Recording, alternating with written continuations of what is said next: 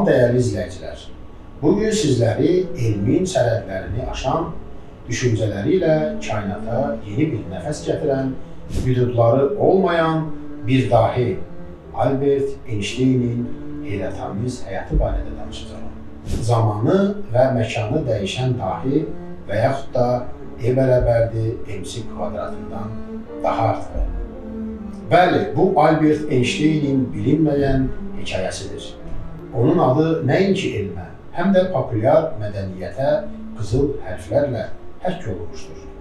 Bəs E bərabərdir MC kvadratı düsturundan başqa bu dahinin həyatında və elmi fəaliyyətində hansı maraqlı məqamlar gizlənir? Gəlin birlikdə kəşf edək. Albert Einstein 1879-cu ildə Almaniyanın Ulm şəhərində Yəhudi ailəsində dünyaya göz açmışdır. Uşaqlıqda çox danışmayan, sakit bir uşaq olmuşdur Albert Einstein. Deyilənə görə 5 yaşında atasının ona hədiyyə etdiyi kompas onun elmə olan marağını oyatmışdır. Kompasın əqrəblərinin həmişə eyni istiqaməti göstərməsi onu dərindən düşündürürdü. Daim düşüncələrində görünməyən bir qüvvə olmalıdır. Fikri onu əbədiyyət axtarışına çıxmağa məcbur etmişdir. Məktəbdə ənənəvi təhsil sisteminə qarşı çıxır, müəllimlərin avtoritar rəftarlarını bəyənmirdi. Ancaq riyaziyyat və fizika fənlərinə böyük həvəsi var idi. İsveçrənin Zürih Politexnik İnstitutuna daxil olur və burada gələcək həyat yoldaşı Mileva Mariçlə tanış olur. Məzun olduqdan sonra bir müddət iş tapmaqda çətinlik çəkir və nəhayət Bern şəhərindəki İsveçrə Patent Bürosunda ekspert kimi işə başlayır. Bu onun üçün bir çox kəşflərə yol açacaq bir dövrün başlanğıcı idi. 1905-ci ildə elm tarixində Annus Mirabilis möcüzə ili kimi tanınır. Cəmi 26 yaşında olan Einstein Patent Bürosunda işləyərkən asudə vaxtlarında fizikanın gedişatını dəyişəcək 4 fundamental məqalə nəşr edilir. Məqalələrdən birincisi fotoelektrik effekti adlanırdı. Bu məqalədə Einstein işığı həm dalğa, həm də zərrəcik, yəni foton kimi təsvir edərək kvant nəzəriyyəsinin inkişafına böyük təkan vermişdir. İkinci məqaləsi isə Brownian hərəkəti idi. Bu məqalədə Einstein mayedə asılı qalan kiçik hissəciklərin xaotik hərəkətini izah edərək atom və molekulların mövcudluğunu riyazi olaraq sübut etmişdir. Üçüncü məqalədə xüsusi nisbilik nəzəriyyəsi yer alırdı. Bu nəzəriyyə zaman və məkanın mütləq olmadığını, müşahidəçinin hərəkətindən asılı olduğunu irəli sürürdü. Dördüncü məqalədə isə kütlə və enerjinin ekvivalentliyi barədə danışan Einstein dünyanın ən məşhur düsturu olan E bərabərdir MC kvadratını təqdim etmişdir. Kütlə və enerjinin bir-birinə çevrilə biləcəyini deyildi. Bu nüvə enerjisinin əsasını təşkil edəcəkdir. Təsəvvür edin, bütün bunlar bir il ərzində və gənc bir patent məmuru tərəfindən edilmişdir. Xüsusi nisbilik nəzəriyyəsi Newton fizikasının əsaslarını ciddi şəkildə sarsıtmışdır. Einstein iki əsas fundamental postulata əsaslanırdı. Birincisi, fizika qanunları bütün ətalətli hesablama sistemlərində eynidir. İkincisi isə işığın vakuumdakı sürəti bütün müşahidəçilər üçün eynidir və mənbəyin ya da müşahidəçinin hərəkətindən asılı deyil. Bu nə deməkdir? Bu o deməkdir ki, bir obyekt işıq sürətinə yaxın sürətlə hərəkət etdikdə onun üçün zaman yavaşlayır. Buna zaman dilatasiyası da deyirlər və hərəkət istiqamətində məsafələr qısalır və əlbəttə E bərabərdir MC kvadratı. Bu düstur göstərir ki, kiçik bir kütlə belə böyük miqdarda enerjiyə çevrilə bilər. bu kainatın enerji potensialı hakkında anlayışımızı kökünden dəyişmişdir.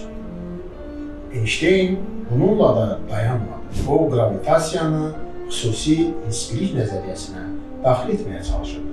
10 illik gərgin əməkdən sonra 1915-ci ildə ümumi nisbilik nəzəriyyəsini təqdim etdi. Bu nəzəriyyə gravitasiyanı Newton kimi bir qüvvə olaraq deyil, kütlə və enerjinin zaman-məkan parçasını əyməsi nəticəsində yaranan bir təsir kimi izah edirdi. Təsəvvür edin ki, gərgin çəkilmiş bir trampolin üzərində ağır bir bowling topu qoyursunuz.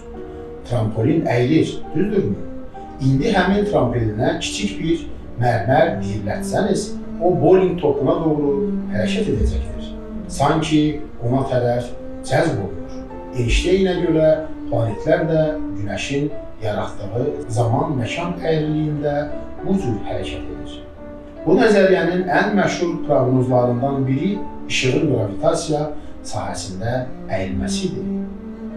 1919-cu ildə Arthur Eddingtonun rəhbərlik etdiyi ekspedisiya Günəş tutulması zamanı bu proqnozu təsdiqlədi və Einsteini dünya şöhrətli bir elm adamına çevirdi. Ümumi nisbilik qara dəliklərin gravitasiya dalğalarının mövcudluğunu da proqnozlaşdırdı və bugün GPS kimi texnologiyaların dəqiq işləməsi üçün nəzərə alınır.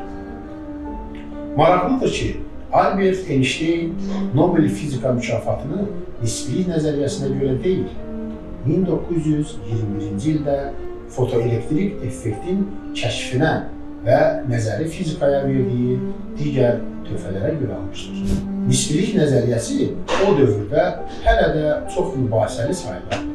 Einstein dünyanın müxtəlif universitetlərində professor kimi fəaliyyət göstərirdi. Berlin Universitetində çalışırdı.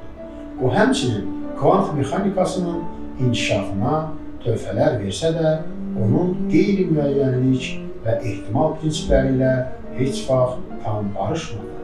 Onun məşhur Tanrı zər atmır ifadəsi də məhz bu fikir ayrılığından yaranmışdır.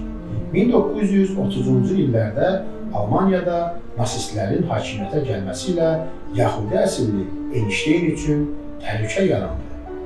O, 1933-cü ildə Almaniyanı tərk edərək Amerika Birləşmiş Ştatlarına mühacirət etdi və Princeton Ali Tədqiqatlar İnstitutunda işləməyə başladı. İkinci Dünya müharibəsi ərəfəsində nasist Almaniyasının atom bombası hazırlamaq potensialından narahat olan Einstein digər alimlərlə birlikdə Amerika Birləşmiş Ştatları prezidenti Franklin Rooseveltə məktub yazaraq bu təhlükə barədə xəbərdarlıq etdi. Bu məktub Manhattan layihəsinin başlamasına təkan verən amillərdən biri oldu. Lakin Einstein heç vaxt birbaşa bu layihədə iştirak etmədi və sonralar atom bombasının istifadəsindən dərin peşmançılıq hissi keçirirdi. Nüvə silahlarının yayılmasının əleyhinə çıxırdı. Ömrünün son illərini bütün fundamental qüvvələri, gravitasiya, elektromagnetizmi birləşdirən vahid sahə nəzəriyyəsi üzərində işləməyə həsr etsə də, bu arzusuna çata bilmədi. Albert Einstein 1955-ci ildə 76 yaşında Princetonda vəfat etdi. Albert Einsteinin elmi mirası ölçüyə gəlməzdir. Onun nəzəriyyələri fizika və kosmologiya anlayışımızı tamamilə dəyişdirdi. Qara dəliklər böyük partlayış nəzəriyyəsi, gravitasiya, linzalanması və gravitasiya dalğaları kimi bir çox müasir astrofiziki kəşflər onun nəzəriyyələrinə əsaslanır. Lazer texnologiyalarından tutmuş nüvə enerjisinə, GPS naviqasiya sistemlərinə qədər bir çox texnoloji yenilik birbaşa və ya dolayısıyla onun işlərindən bəhrələnmişdir. Einstein sadəcə bir alim deyildi.